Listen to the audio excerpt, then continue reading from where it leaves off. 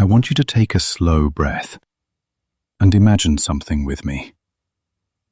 Two people standing next to each other in the same church, singing the same familiar hymn, smiling, lifting their hands in worship. Yet deep inside, where no one else can see, God sees two very different hearts. One is quietly drawing closer. The other is drifting away, little by little, like a boat pushed by a current it can't feel. Have you ever felt that way? That strange sense of being present in worship, yet far away in your soul? Or maybe the opposite. You suddenly feel closer to God than ever, while the people around you seem distracted or tired. After more than 25 years walking with believers across America, especially those in their later years, I've learned something. Moments like that are not accidents.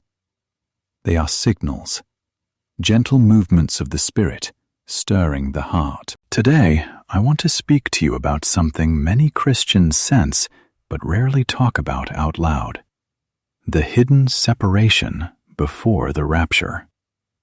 Not a loud separation, not a church split, not a dramatic conflict.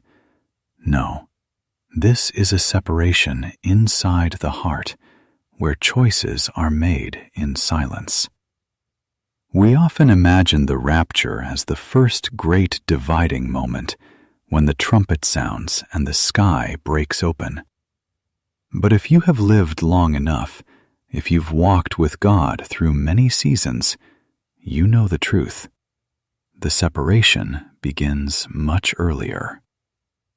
A pastor friend of mine, now in his 70s, once told me, God doesn't separate people with thunder from the sky. He separates them with the small choices they make every day. I never forgot that. Think about your own life for a moment. There were times you stood among believers, yet only you felt the deep pull of God's presence. Or times when the whole congregation sang, but your heart felt heavy and distant. That is separation. Not from people, but from spiritual sleep. Let me tell you a story. A woman in Texas, a churchgoer for over 30 years, told me she suddenly felt disconnected from the routines of her church. But at the same time, her hunger for God grew stronger than ever.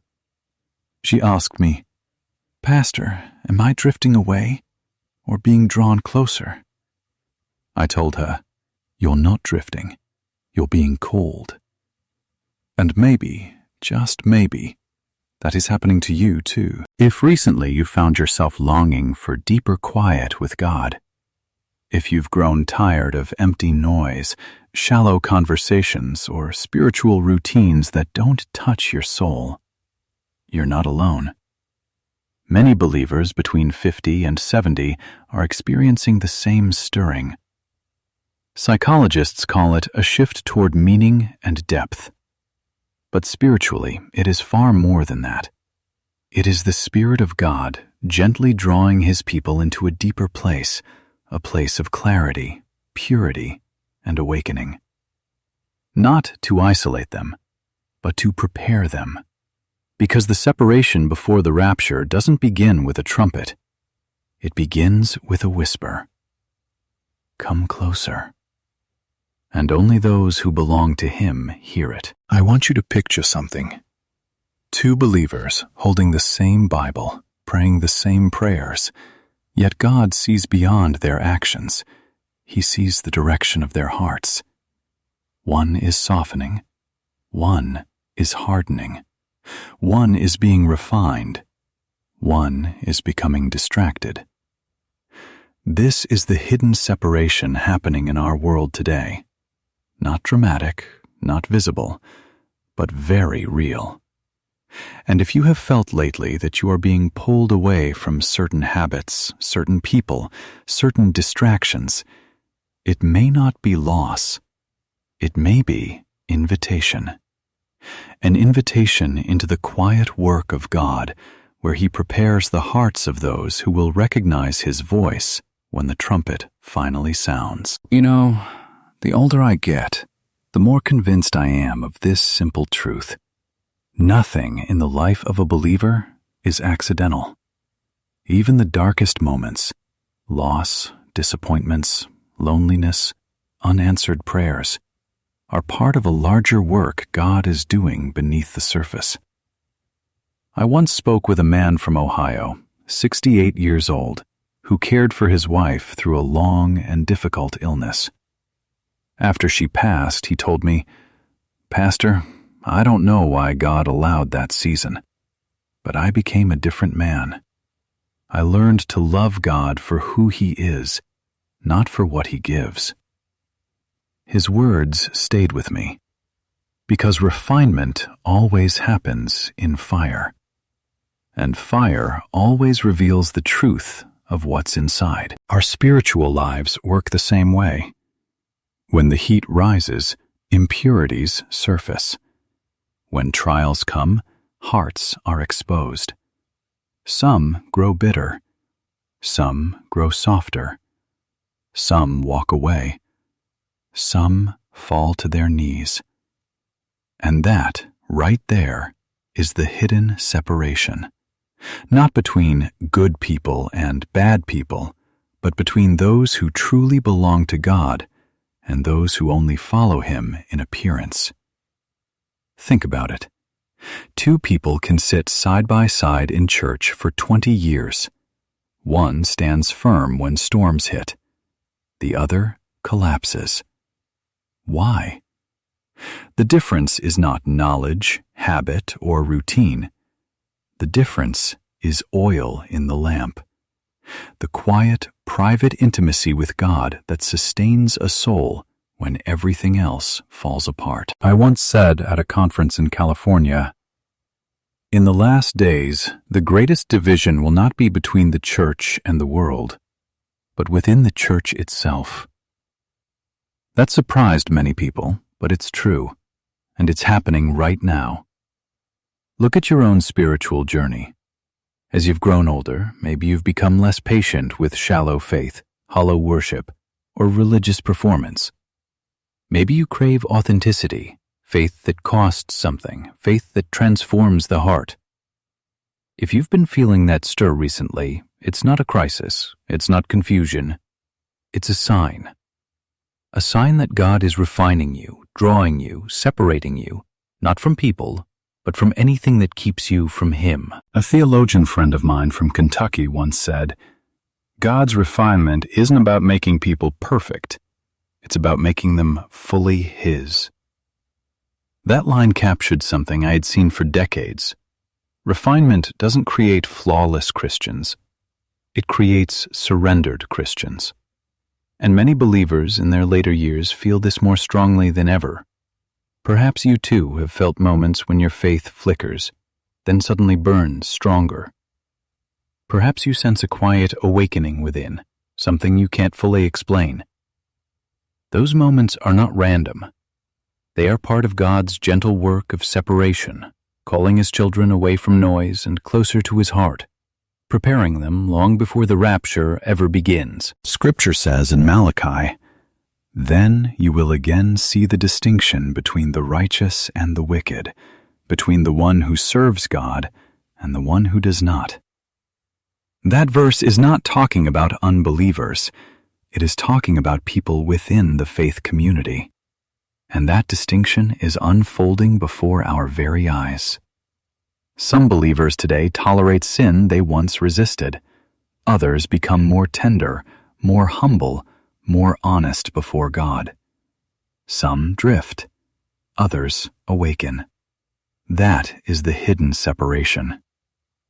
And if you, in this season of life, feel God pulling you away from meaningless conversations, empty pleasures, or spiritual laziness, if you find yourself wanting prayer more and noise less, then listen carefully. You are not falling behind. You are being set apart. And then, there is something I believe every person watching this can feel, whether you've named it or not. We are stepping into a season unlike anything we've seen before. A season where outward peace can no longer hide the trembling inside the human soul. A season where the things that once comforted us now feel strangely empty. Whether you live in New York, Texas, or California, the same sense is rising in the hearts of believers everywhere. God is moving His people. So I want you to pause just for a moment and let your heart open. Because what I'm about to share is not a lecture, it's not a warning. It is a call shaped by love, urgency, and truth. Look around you. The world is shifting. Morals you taught your children are now questioned. Right is called wrong, and wrong is celebrated. Even inside the church, things once sacred have become casual. Many older believers tell me, "Pastor, it feels like I'm seeing an invisible line forming between those who truly love God and those who are simply following the crowd." And I tell them gently, "You're not imagining it. You're seeing the separation before the rapture." It's not loud. It's not dramatic. It's the separation of hearts. And here is the climax of everything I've been saying today. God is not asking which church you attend. He is asking where your heart is standing. He doesn't measure your faith by the number of years you've believed, but by the flame that is still burning inside you. So let me ask you, right now, honestly, how is that flame? Is it still burning? Or has it become a quiet ember, fading slowly with time? Be honest with yourself. There have been days when your faith felt automatic, days when you opened your Bible and felt nothing, moments when prayer was swallowed by silence. You wondered, is my faith getting old? Have my best spiritual years passed? No, my friend. What you are feeling is God calling you back, not to performance, not to duty, but to preparation. This is the season when the difference between true devotion and empty religion becomes painfully clear. The season when God divides those who cling to Him from those who only cling to routine. Think of the parable of the 10 virgins. All 10 had lamps. All 10 expected the bridegroom. All 10 did the right rituals. But only 5 had oil. And the chilling part of that story is not the door closing.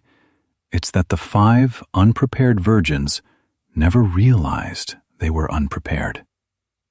They weren't rebellious. They weren't wicked.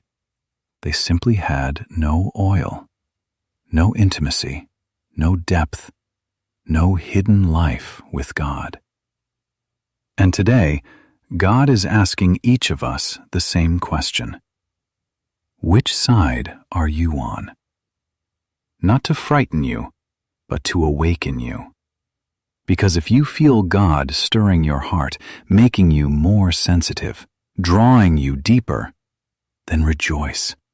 That is evidence that God has His hand on you, that He is preparing you, setting you apart long before the trumpet sounds. And if you have felt distant, tired, or spiritually numb, don't lose hope. The very fact that you recognize it is the first spark of awakening. I don't know exactly where you are in your spiritual journey right now, but I know this. God never overlooks a heart that seeks Him. Maybe the losses you've suffered, the loneliness you've felt, the changes in your family, your health, your relationships, were not signs of abandonment, but invitations. Maybe God has been whispering, "I am preparing you. I am refining you. I want you fully mine." And if something inside you is stirring, even a little, then you are standing at the most important threshold of your spiritual life. This is not the end. This is the moment heaven is drawing near. My friend, If you've stayed with me this far, I believe something in your heart has been touched. What I share today isn't theory, and it isn't fear. It's the wisdom of a lifetime walking with God through seasons of joy and seasons of darkness. And looking back, I've learned this. God rarely works in noise. He works in silence. The quiet seasons you've walked through, the waiting, the unanswered prayers, the loneliness, those seasons were never empty. They were shaping you, refining you, preparing you for something greater than you could see at the time. And maybe you're in that silent season right now. Maybe you've prayed and heard nothing. Maybe you faced loss or change or a shift in your relationships that left you unsure of where you stand. But hear me, please hear this. You are not being left behind. You are being drawn closer. The world around us may be shaking. Morality may be collapsing. Truth may be twisted. But God has not changed.